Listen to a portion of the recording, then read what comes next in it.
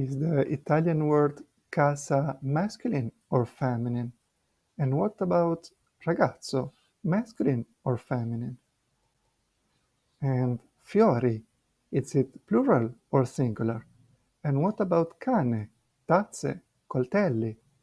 So as you can guess, the topic of this video is how to determine the gender and number of Italian words. Before starting with this, let's have a look at the general rule. I will pronounce the vowels, the final vowels, in Italian.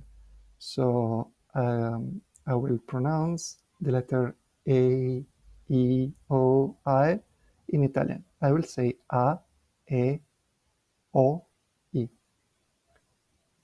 So the words that end with A are usually feminine, and when we want to transform them in plural, we transform the A in E. This is an example of casa that becomes case, house. Una casa, due case. A house, two houses. And the words ending in O usually are masculine and become I. So, panino, it's a sandwich. Un panino, due panini. One sandwich, two sandwiches. And when we find a word ending with e, in this case it's a bit more complicated. Actually, either we know if the word is masculine or feminine, or we have to look into a dictionary. Let's take an example of lezione. It's feminine, it's a lesson. And if we want to transform into plural, it will become lezioni. But also the word ristorante ends with e and is not feminine, it's masculine. That's why I say that if we want to know the gender of a word ending with e, we should look at in the dictionary. And ristorante, when transformed into plural, will become ristoranti. Then we have the words that don't change from singular to plural. For example, the words ending with an accent. For example, città, caffè, università. So city, coffee, university. We will have una città, due città, un caffè, due caffè, and so on. Also foreign words like computer, this is the Italian pronunciation, film, garage, that comes from French. We will have un computer, due computer, un film, due film, and so on.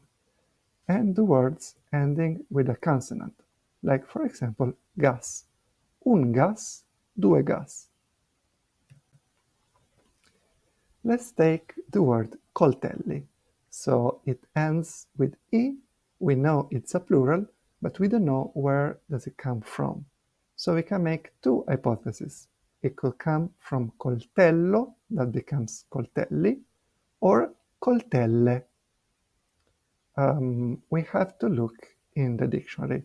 Here I leave the link to my favorite dictionary, and once we look in the dictionary, we will find out that coltello does exist, is a knife, and coltelle doesn't exist. An additional information is that coltello in Italian is masculine.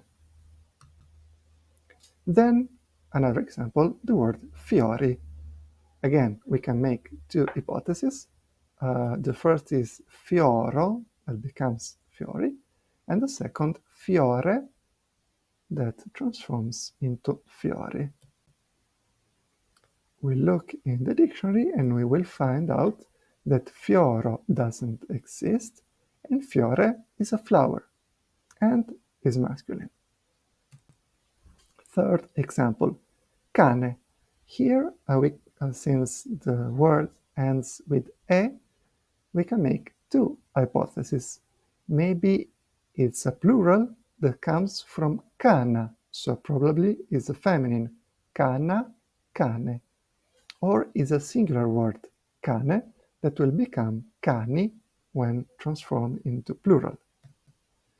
Once we look in the dictionary, we will find out that kana doesn't exist and cane is a dog, and it's masculine. Last example, tazze. Again, we can make two hypotheses. Maybe it's tazza, tazze, or the second hypothesis, tazze, tazzi. Again, the dictionary tells us that tazza exists and is a mug, and tazze does not exist. And also tazza is feminine. I hope that this tutorial was understandable and was helpful, and you learn how to determine the gender and number of Italian words. If you like this tutorial, I invite you to visit my website to find out other useful resources.